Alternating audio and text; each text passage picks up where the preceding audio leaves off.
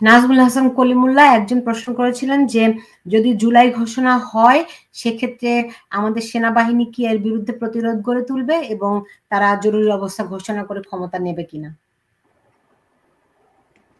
দেখুন, 30 দিন তো অতিক্রান্ত হতে দিতে হবে, লং ওয়ে টু গো।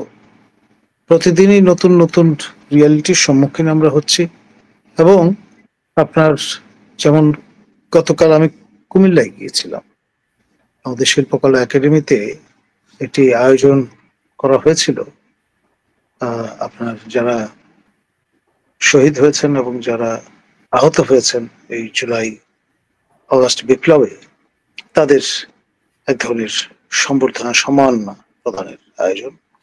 এটি সভাপতিত্ব করেছেন হাসনাত আব্দুল্লাহ স্বয়ং, এবং তিনি তার বক্তৃতায় পরিষ্কার দ্ব্যর্থহীন ভাষায় বলেছেন বর্তমানে বিএনপি চলে আওয়ামী লীগের টাকায়। খেয়াল করে সেখানে জাতীয়তাবাদী দলের বেশ কিছু কর্মী, সমর্থক এবং নেতাও ছিলেন স্থানীয় পর্যায়ের। একটি শব্দ তারা উচ্চারণ করেননি এবং কোন রকমের প্রতিবাদ করবার চেষ্টা করেননি।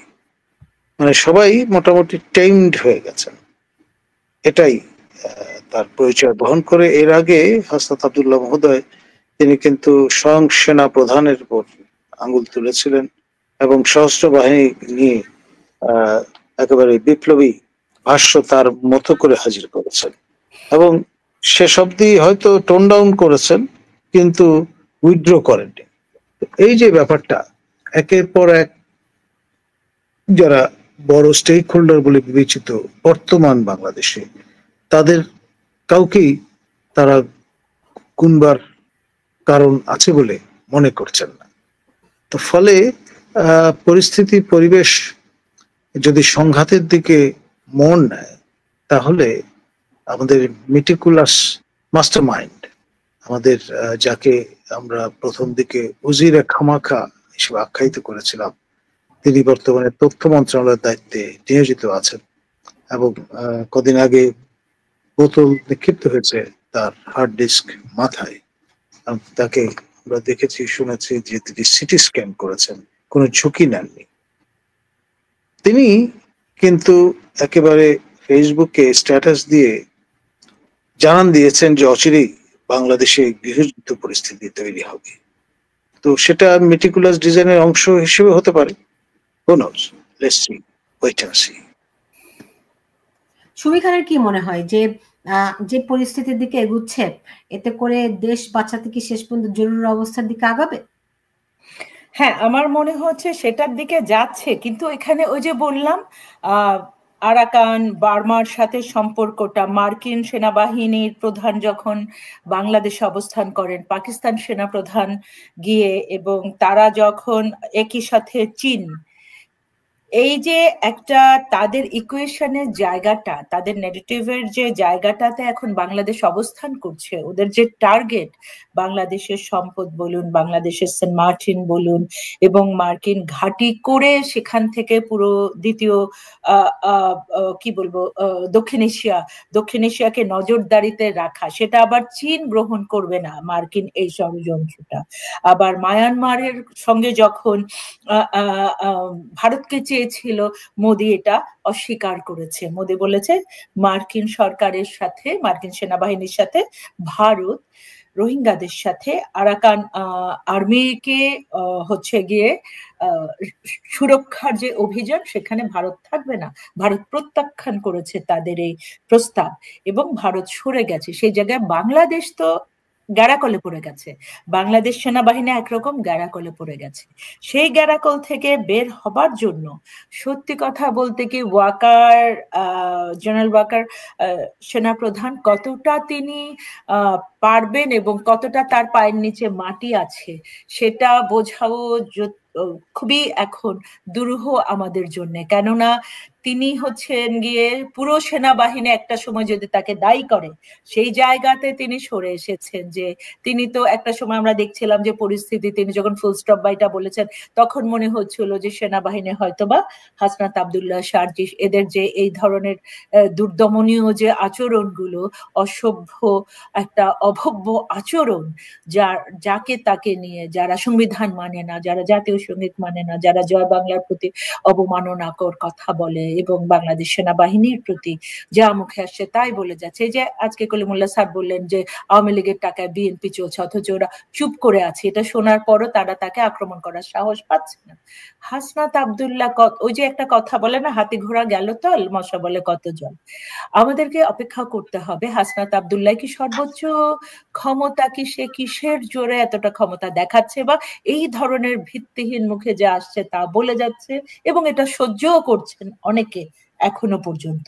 সেটার জন্য যেটা কলিমুল্লাহ স্যার বললেন, কিছুটা অপেক্ষা তো আমাদের করতে হবে। তবে এই বিপন্নতায় আসলে সেনাবাহিনী কতটা জোর ধরে রেখে জরুরি অবস্থা জারি করা, অথবা জরুরি অবস্থা জারি করলে কে এখানে কি আজমি সেই গোলাম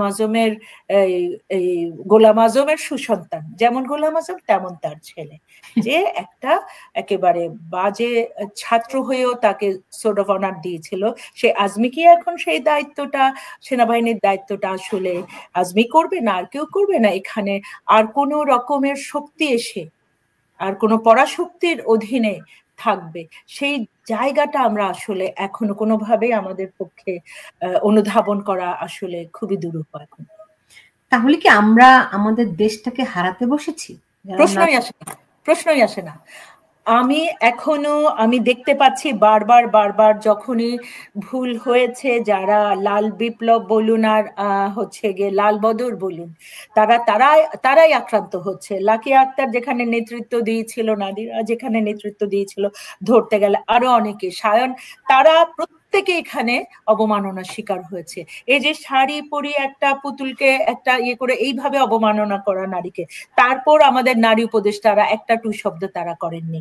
এইভাবে যে নারীদেরকে অবমাননা করার পর তারা চুপ করে আছে, কিন্তু একজন নারী রাস্তাতে বলেছিলেন যে আমরা বাংলাদেশের নারী সমাজ মাঠে নামলে আপনারা কেউ দাঁড়ানোর সুযোগ পাবেন না।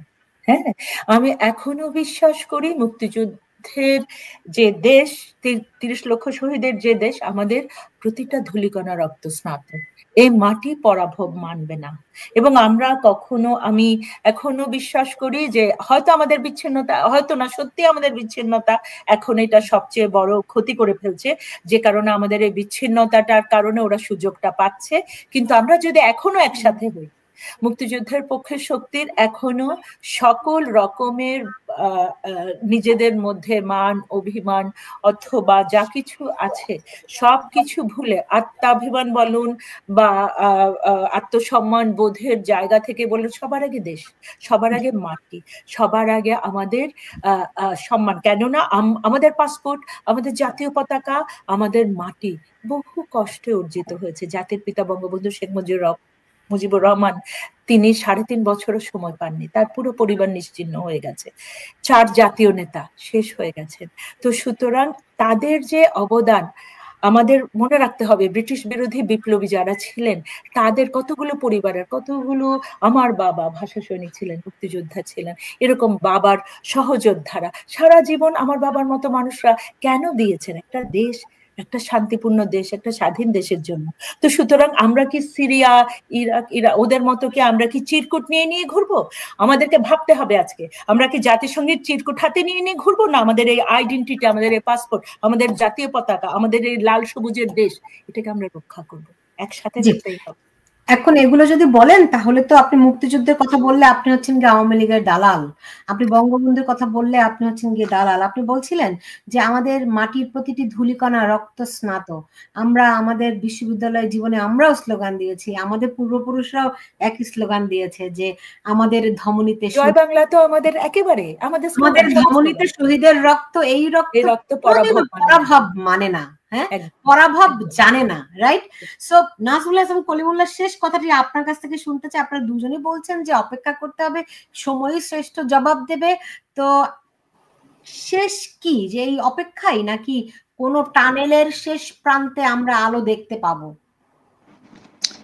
দেখুন, অনেক কিছুই এখন আর আমাদের জাতীয় গণ্ডির মধ্যে সীমাবদ্ধ নেই। আন্তর্জাতিক শক্তি নিচয়, তাদের যে অদৃশ্য সুতোর টান, সেগুলো কতটুকু হ্যাচকা হবে আর কতটুকু শ্লথ হবে তার উপর নির্ভর করবে অন দ্য গ্রাউন্ড রিয়ালিটি কি শেপ নিচ্ছে। ধন্যবাদ। জি, সুমি খান, অনেক আপনার ধন্যবাদ। শেষ মন্তব্য। জি। হ্যাঁ, আমি একটা কথাই বলবো যে যতই আন্তর্জাতিক শক্তি সব সময় জনগণের শক্তির জয়, ওরা যে ষড়যন্ত্রটা করেছে সেই ষড়যন্ত্র জনগণকে নানানভাবে বিভ্রান্ত করেই ষড়যন্ত্রটা সফল করেছে। জনগণ এখন বুঝে গেছে তারা বিপন্ন, সেই জনগণকেই জাগ্রত করতে হবে, সেই জনগণের মাধ্যমেই আমাদের দেশটা সুরক্ষা করতে হবে এবং সেটা সম্ভব। আমরা বিশ্বাস করি এখনো আওয়ামী লীগের স্লোগান, আওয়ামী লীগ বাংলাদেশের মুক্তিযুদ্ধে নেতৃত্ব দিয়েছে এবং আগামীতেও আওয়ামী লীগ প্রমাণ করবে ঠিকই, আমি বিশ্বাস করি। তার সঙ্গে সঙ্গে মুক্তিযুদ্ধের সপক্ষে অনেকগুলো সংগঠন আছে, 14 দল যেভাবে সংগঠিত হয়েছিল, কমরেড ফরহাদের প্রয়াণের পরে আমরা বাম দলগুলোর কোনো সক্রিয় ভূমিকা দেখতে পাইনি। ওরা শত শত ভাগে বিভক্ত হয়ে যাচ্ছে। সেই বিভক্তি থেকে বেরিয়ে এসে সবাই মিলে একটা জোট গঠন করে এই যে জনগণের শক্তি, এই যে সাধারণ নারীর শক্তি, যে রিক্সা চালকের শক্তি, এই যে ওদের চোখের জল, এতগুলো সাধারণ শ্রমজীবের চোখের পানি কাউকে বাঁচতে দিচ্ছে না, তাদেরকে বাঁচতে দিতে হবে তো, দায়বদ্ধতা আছে তো। রাজনৈতিক দলের নিবন্ধন নিয়ে লড়াই করেন, যুদ্ধ করেন, রাজনীতি করতে হলে যে জনগণের পালস বুঝতে হবে, জনগণের অধিকার রক্ষা করতে হবে, সেটা তো মানতে হবে আপনাদেরকে।